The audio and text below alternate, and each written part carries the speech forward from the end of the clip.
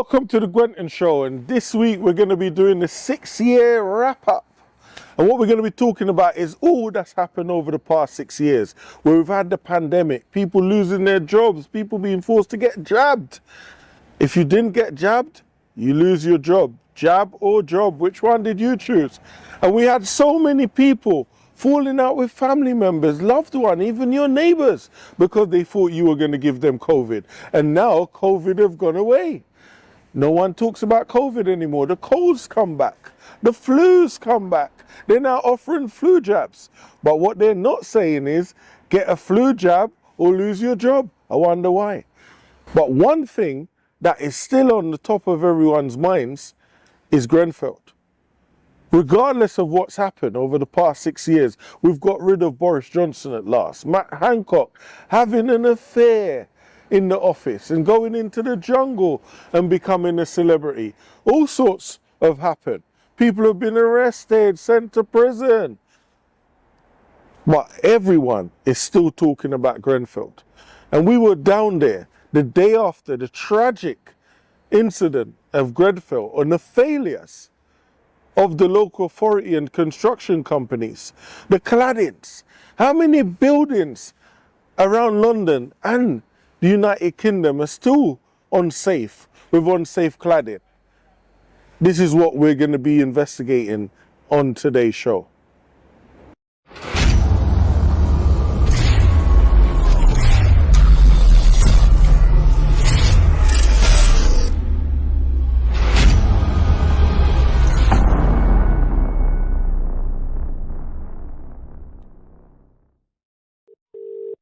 There is a major incident, Grenfell Tower, W11 1WH at the moment. The entire emergency staircase is alight. No one can get in or out of the building. We need people here urgently. Okay, have you got in contact with the fire brigade? Yes, they're here now, but please, you need to send people.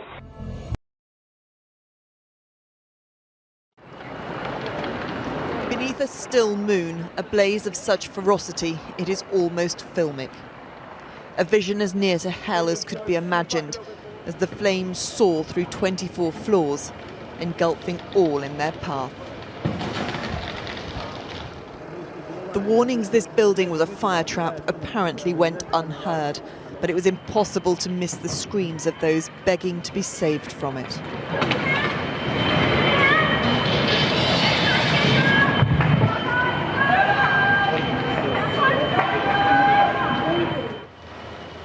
As the debris began to fall, those trapped on upper floors were told to stay inside their flats.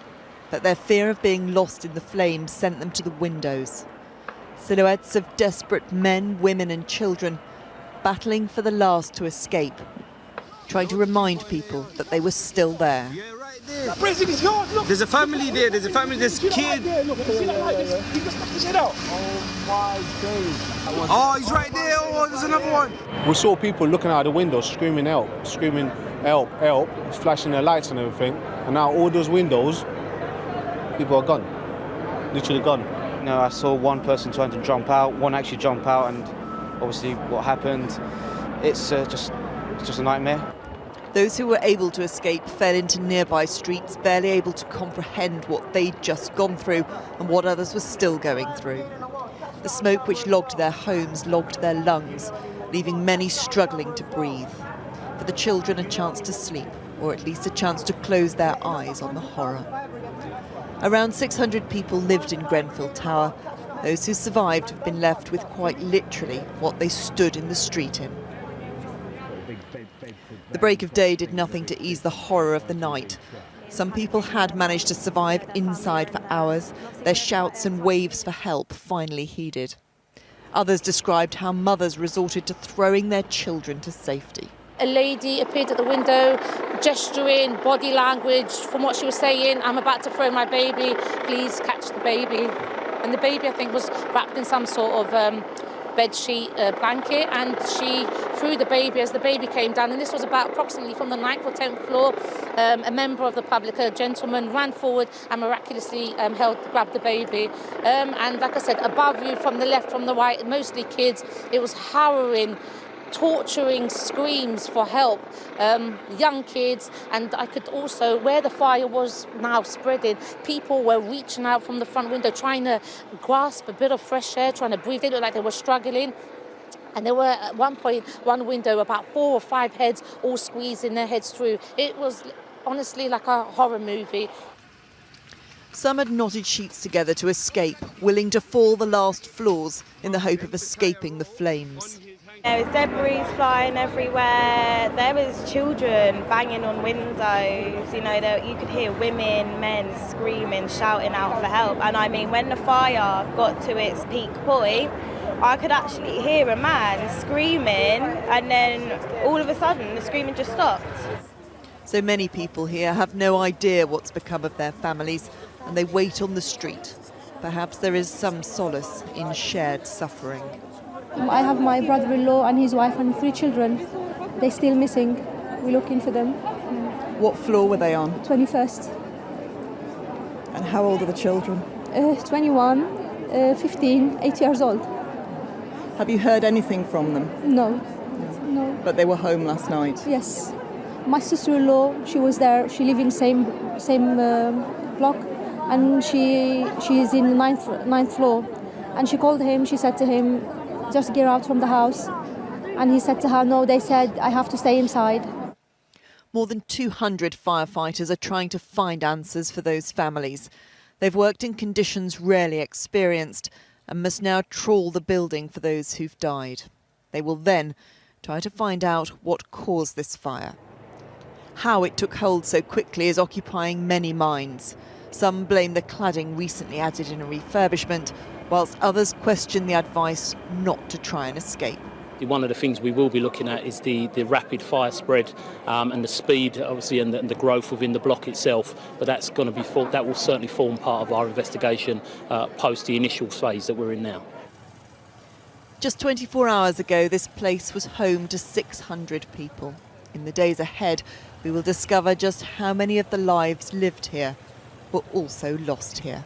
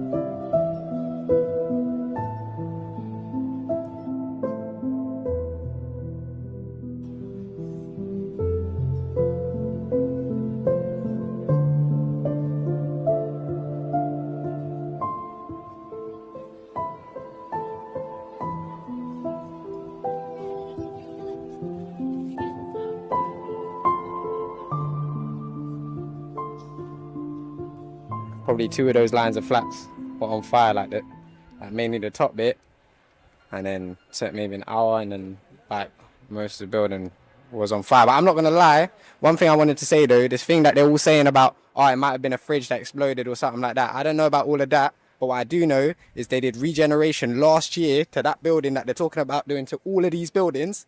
They did it to that building only, £10 million they're talking about, and put these shoddy plastic things on there that set up a light because they want more reasons to knock these blocks down. There's 2 options. They could either regenerate the blocks or they could knock them down. And after that, I'm not so sure that was totally an accident. I'm not even going to lie. I'm not even going to lie to you. You could pause me there, but I'm not going to lie. The whole situation that's going on in this area, the way that they don't want us here, and they put those rich man's blocks over there, and then they tell certain man in Frinstead they can't even go into that section. That's outrageous. I can't lie. The way that they treat man in here is terrible, innit? So I understand. I can't even take the belief out of my mind that wasn't just an accident. Do you know what I'm saying? I'm not gonna lie. I think it's fucked, and I think. But we don't know. It's so early. Yeah, we don't know. But you're talking about the regeneration that happened last year to apparently make these blocks better, and then these fires have never happened. I've lived here my entire life. My mum's lived here a very long time, and these kind of things have never ever happened in this area. Like, I don't know what they spent £10 million on, but the lifts in this block and all the blocks around, they only cost 60 grand to fix, and they still never replaced them throughout the time I've lived here. So 10 million for that? No, they didn't. No. Okay. I'm not really fucking with the government right now. That's all I'm saying. Hey, I'm going to apologise for your language. I'm going to apologise for the language. On the night of Grenfell, we had 72 lives lost. Many of those were young children and elderly people. If you imagine, as a disabled person living on the 5th or 6th floor, or even the 10th floor, make it worse. Unable to use the lift, definitely unable to use the stairs, what happens to you? And when we hear about fireproof doors, where you're meant to be able to stay in a room for up to an hour or 7 minutes without the door burning, we have to only imagine the fear of many of those elderly and disabled people within those buildings, hoping that the fire brigade crew could come and rescue them. I remember seeing that and just wondering the fear that many of those families went through. Even the ones that escaped out of that building. Are they going to get the adequate support they need to deal with that trauma? Or are they just going to be forgotten once this is over? Many souls were lost in that building on that night. It's not just a building. It's not just a gravesite. It's about the number of people that didn't make it out. And if we look at that, what has been put in place for buildings like this, one there, all surrounding me, for this never to happen again? We've got more than 72 people living behind me here in this block.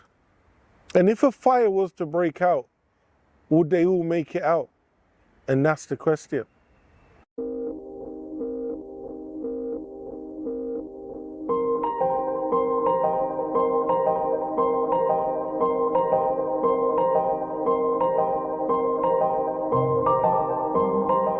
Obviously Grenfell's a terrible tragedy, and my heart goes out to the survivors and the firefighters who had to fight that fire. But it will be a mistake to think that it's confined to this incident.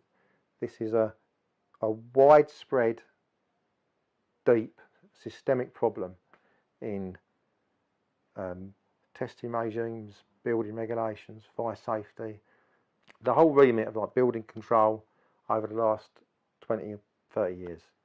And it's, if perhaps we listen more to architects and fire safety inspectors and building control inspectors at the coalface, so to speak, then I think we have a chance of trying to get something out of this, a positive out of this. The important thing to remember is if you're in a house, is to get out and stay out. Okay, that's a given. If you're in a commercial building, then you follow whatever the procedures are and you follow the fire alarm. So if it's a hospital or a school or a factory or whatever. If, however, you're in a high rise, 99% of them will have a stay put policy. And they will not have an integrated fire alarm. They will have a single fire alarm in the flat that's specific to that flat. And the reason for that is you're only supposed to evacuate that flat, the flat that's affected. We don't want people evacuating the whole building every time there's a high rise fire, because that will put themselves in danger and it will compromise the rest of the block. Okay. If we need to change from a stay put policy at an incident, then we will do so, and that would not normally be a problem. If you have a situation like Grenfell, where there obviously was a problem, then really I'd go back to the start and say you have to ensure compartmentalisation isn't compromised in the first place. So that means ensuring all your fire doors are fire doors, and all your dry risers work, and all the facilities in the building work as they should, the vents and everything. If you have a situation on an upper floor where the fire is spreading rapidly towards that floor, those people are in a safe space. The person in charge has to decide, do we keep them in that safe space, knowing that in a short period of time they may not be safe, Or do I ask them to leave and enter a space that I'm being told is also not safe, where the temperatures are enormous, where fire crews are struggling to get through, even in fire gear. And that is just an impossible dilemma. And even with all them things in place, I mean, I don't really want to talk specifics about Grenfell, but people, firefighters, risked their lives and took on, you know, enormous challenges, and bent and probably broke many procedures to effect rescues. And in fact, 65 people were rescued. Okay, and how many of them were rescued because of the stay put policy? I don't know. How you can balance it, I don't know. But to say that, you know, someone could have waved the magic wand and said, right, we're going to evacuate the whole building, and that could have been done in 5 minutes flat and safely, and it wouldn't have killed anybody, is just, it's just wishful thinking. We also had Paul Mackenzie down there capturing what was happening live and direct. The feeling of the people, the atmosphere, interviewing them, making sure that their voices were heard, because many people were ignored by the mainstream media.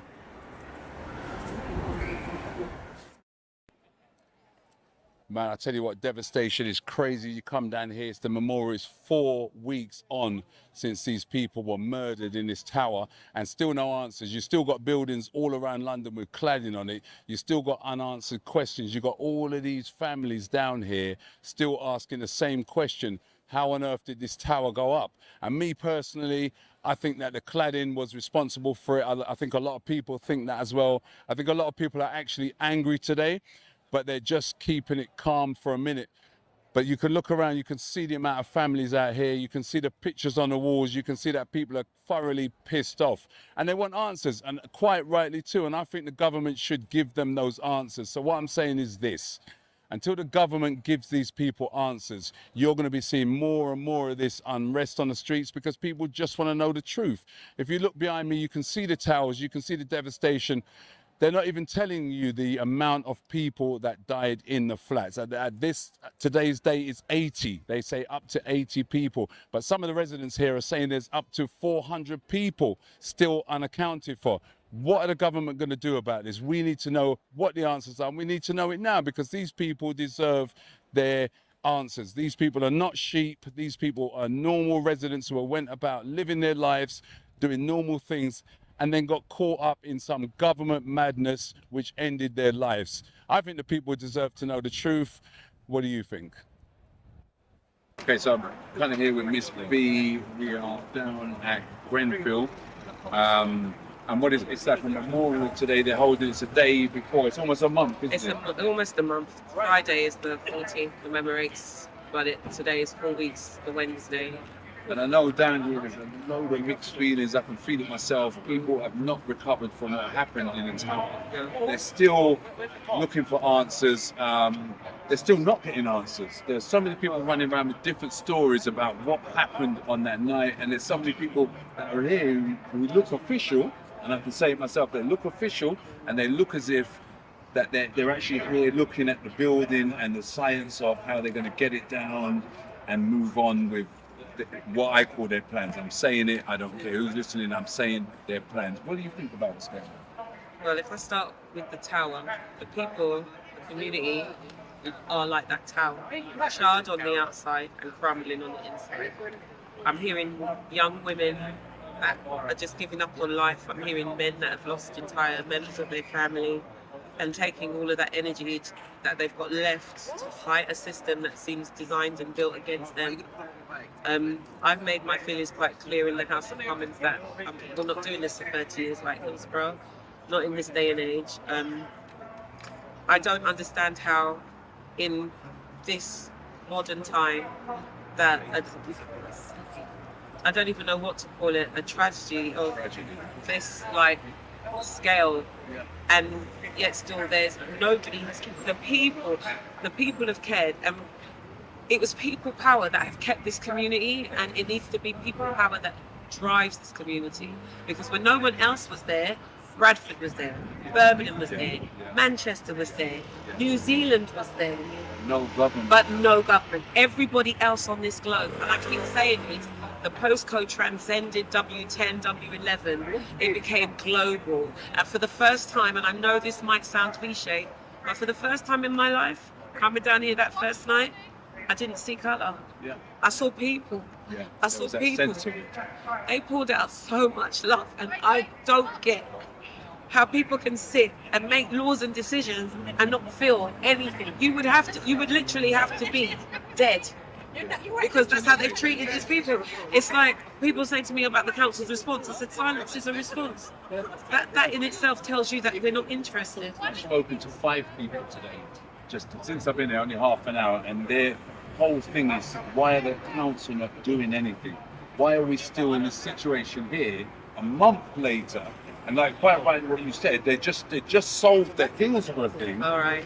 These people aren't going to wait 30 years for this. No, but the thing what we don't, most of the wider community don't realise is that the Royal Borough Council in Chelsea left a long time ago. After 7/7 attacks, councils came together and made something people can't afford. That any major disaster would be dealt with by independent boroughs. So when this happened, RKBC left the building and then the Corporation of London took over. So in effect what that means is, you had a nightclub and I had an accident in it. But by the time my child comes to sue, you've given it to your wife. So your wife is standing there. Responsibility. Well, no, I haven't passed on anything, because at the end of the day, it's nothing to do with your wife. She's just bought it over new and just starting from afresh. So at the end of the day, it's got nothing to do. You did it, but you've got it. So is this what's going to happen here? They're just going to pass the buck? Well, it's happened. So it's happened? Well, the Royal Borough of Kensington Chelsea is now under the Corporation of London. The people that are running this area aren't even affiliated or associated with this area, any more than I am, actually. Where does that leave the people? Where does that leave the people, the everyday people, the people like that tower? It leaves the people like that tower, crumbling, with no support or solid foundation. And if people don't wake up and realise, they will try their best to sweep under the carpet. Already the media attention and focus, like Sunday morning, like 4 or 5 days after, we had what happened outside the mosque. Yeah. Then after that we had North Korea. I'm not really interested in what's going on, at the end of the day. That building looks like deal with this. Yeah, because people talk about war-torn countries. That's war. Yeah. There's still many events going on to celebrate the Grenfell and rebuild the morale and break down the trauma. There's boxing for the community where people could go and deal with their anxiety, and we've had a lot of people having panic attacks still up to today of the memory of what took place on that night. We've got people marching in protest as they did not believe that the inquiry done what it needed to do and fine people guilty for corporate manslaughter. There's also food banks going within the local area. I remember I applied for some money from the Natural Lottery. They were doing plant pots in the area for people to see right around Grenfell, just to rebuild the area instead of just looking at the building. There's people making small projects, films and art exhibitions to bring the community back together. Everything to overcome that trauma.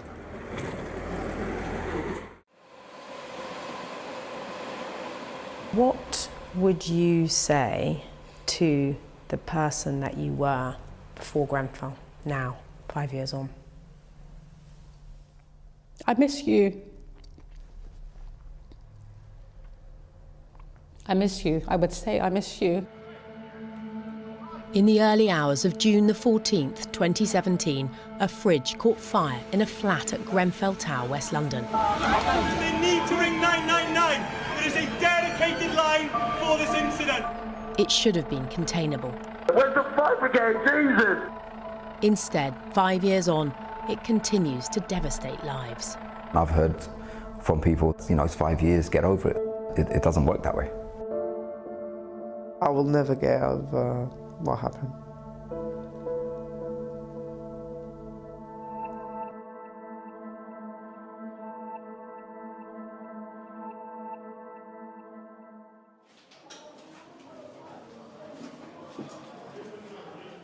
5 years for somebody who hasn't gone through it may seem like a long time.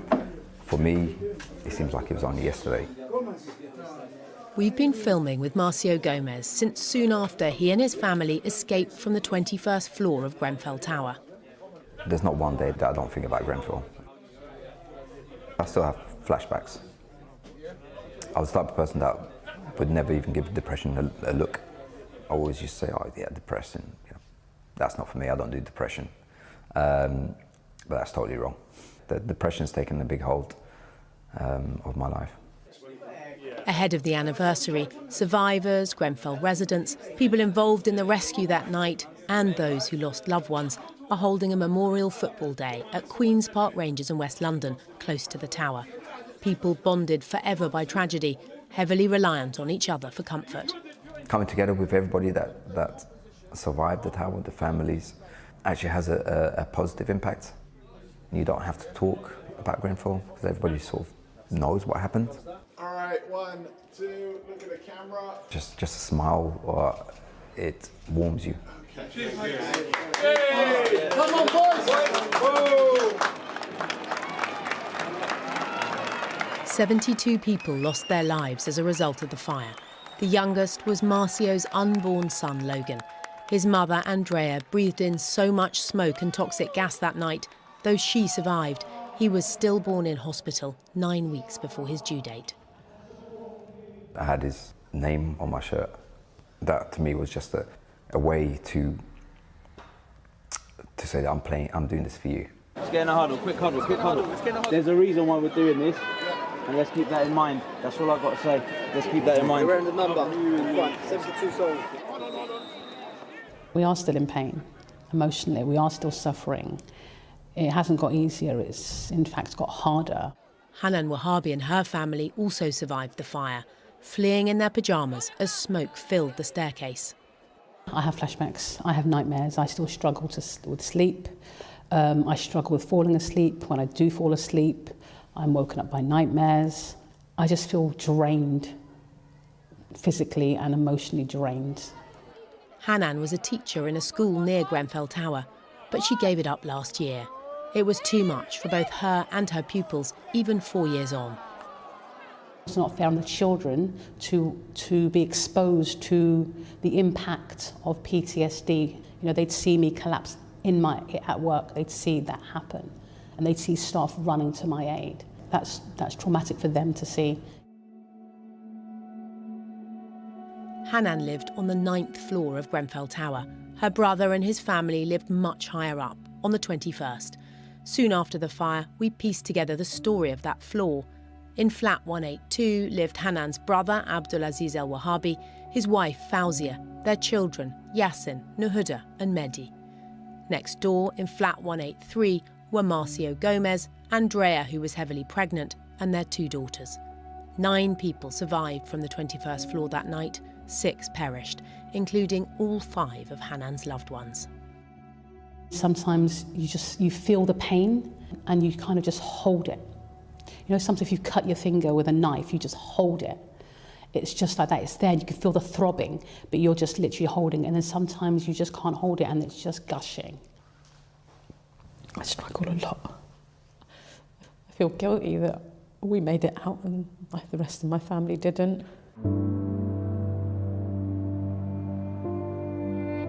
Grenfell Tower still stands 5 years on, a reminder of that awful night, casting its shadow across West London and wider.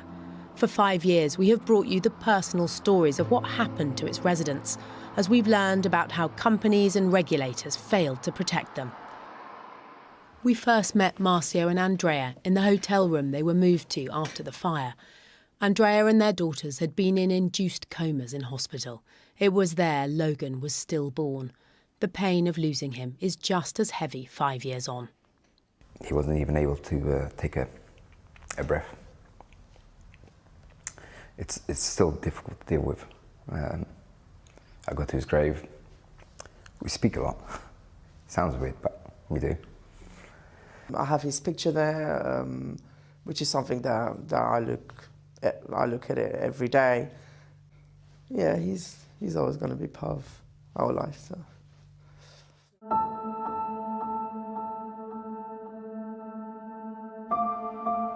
In this community, finding closure is linked to getting justice. But what happened at Grenfell is still being investigated all these years on. There have been no charges, nobody yet held accountable. The police have said they won't pass any evidence to prosecutors until the Grenfell Tower inquiry has finished its work. Set up by the government soon after the fire, it's already been going for 4 years. After it opened in 2018, Marcio gave gruelling evidence as the inquiry examined what happened on the night of the fire. Hello. Hello, we're sorry from Grenfell Tower again. Yeah, okay, what flat are you in? 183. 183. We tried to get out. What floor are you on? Again, but we can't. What Floor 21. Floor 21. Marcio told the inquiry he'd called 999 several times that night. Stay put and wait to be rescued, they were told, until the flames reached the flat. Oh, shit, the fire's here, fire's here. Right, is the fire engine now? The fire's here. The fire is in the house. The fire's in the house now. Right, so if the fire is in the house, get out of the house. Don't stay in the house. The inquiry heard that Marcio's family fled their flat 183 at around 3:30 a.m, heading into the dark, smoke-filled stairwell. In flat 182, Hanan's relatives had been told by the London Fire Brigade to move into the bedroom and put wet towels around the door. I know that you had the 999 call recordings and transcripts. They were given false hope by the LFB operators. They may well have survived if they didn't listen to the stay put advice. There's a memorial garden to Hanan's family in a primary school near the tower. The inquiry says if the fire brigade had told people to get out much earlier instead of sticking to its stay put advice, more lives would have been saved. In a refurbishment in the years before the fire, cladding was added to Grenfell Tower. It transpired it was highly flammable, and on the night it took just 18 minutes for the flames to reach the top of the building. The inquiry's been investigating the actions that led to this by local and central government, by the refurbishment companies, by the manufacturers of the cladding. It was almost like a perfect storm. Everyone was just allowing it to get through, and it feels like it was profit ahead of lives. The mistakes, the lies have been exposed. You can see why Grenfell happened. Ever since the fire, the local community has marched regularly alongside survivors and the bereaved to remember the victims and demand change. Because many hundreds of other buildings are still covered in dangerous cladding even now. For 5 years, a battle has been fought over who will pay to make them safe. People are still living in dangerous materials around them, and another Grenfell can happen. And are you waiting for another Grenfell to happen so then you can do something about it? We've been through what we've been through, and we can't change that. If we can influence and change those buildings and make their homes safe for them, for their kids, then it's what we need to do. Grenfell happened because of decisions by so many. By the companies who represented their products as safe on tall blocks, though they lacked valid tests. By the refurbishment contractors accused of cost-cutting and a disregard for human life. By the regulators that failed to make proper checks. And by the politicians who didn't tighten the rules despite warnings. But as the inquiry is finding, few accept any real responsibility for their part in it. The lawyer for the inquiry called it a merry-go-round of buck passing when it came to the companies. Is that how it's felt? That's exactly how it's felt. That's exactly how it's felt. Each individual needs to be held accountable for what they have done, the same way any other person would be held accountable for their criminal doings. And if it ends up with fines, rulings about breaches of health and safety law, what will that do to you? What will that do to the community? That's not enough. That is not enough. That's not enough. I won't be happy. The whole community won't be happy. There'll be uproar if that's what happens. One night of horror, 5 years of suffering, and the personal toll of what happened at Grenfell is still playing out in mental and physical health problems for those caught up in it, in profound grief, and in the breakdown of relationships that seemed strong before the fire. You can imagine that 4 individuals, husband, wife, myself, my husband at the time, 6-year-old son and 8-year-old daughter, all placed in one room, all struggling with grief, all trying to deal with what had happened. It was toxic. The environment was toxic. Yeah, we separated a few months after. I'm divorced now. It was a constant reminder of looking at each other. You know, my ex-wife used to say, we remind each other of what happened, you know, from a negative perspective. 4 years on, we had to call it a day, really. We tried, but it just got to a point where we just couldn't anymore.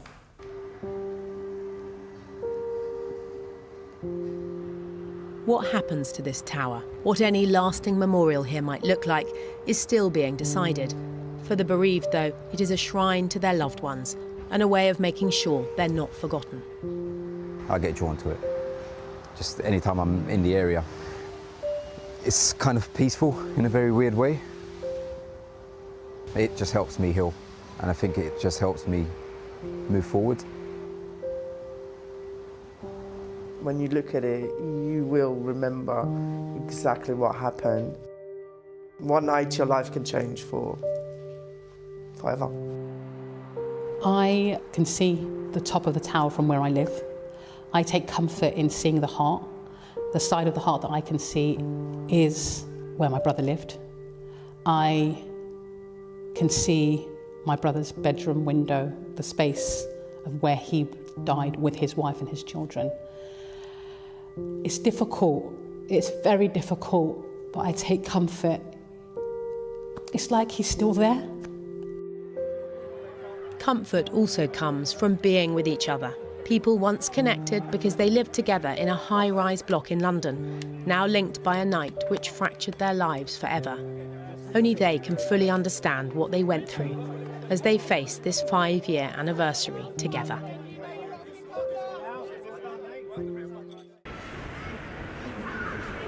When we look at the damage that cutting corners cost, it costs lives. It traumatizes the community. We'll hear the government talk about they haven't got funds to offer trauma support to the whole community, which we understand. But at the same time, we have to think about how many people are affected because someone didn't want to do the job properly, or a construction person decides to offload the work to their friend that's going to short the materials. How many families will recover from this? How many young people are growing up with this memory in their mind? Invisible young people. Because unless it comes to the surface and they bring it to someone's attention, no one will give them the support they need. So we're going to have a whole generation of traumatized young people becoming traumatized adults who become traumatized parents. And then we wonder why the cycle continues. We need to do more to prevent this from happening again. The ministers need to stop turning a blind eye to this dangerous living crisis, not living life crisis, dangerous living crisis. I want to live in my home knowing that I'll wake up tomorrow, not be running out my home in the middle of the night because someone tried to cut corners. And something that the government struggles is to apologize. If you're wrong, you're wrong. Let's learn from it and move on. 72 people were sacrificed because someone tried to cut corners. This isn't a story for Netflix. This isn't a sensational story. There's people suffering. Meanwhile, other people benefit. We still have buildings like this behind me that could cost more than 72 lives. It's time to put an end to dangerous construction sites.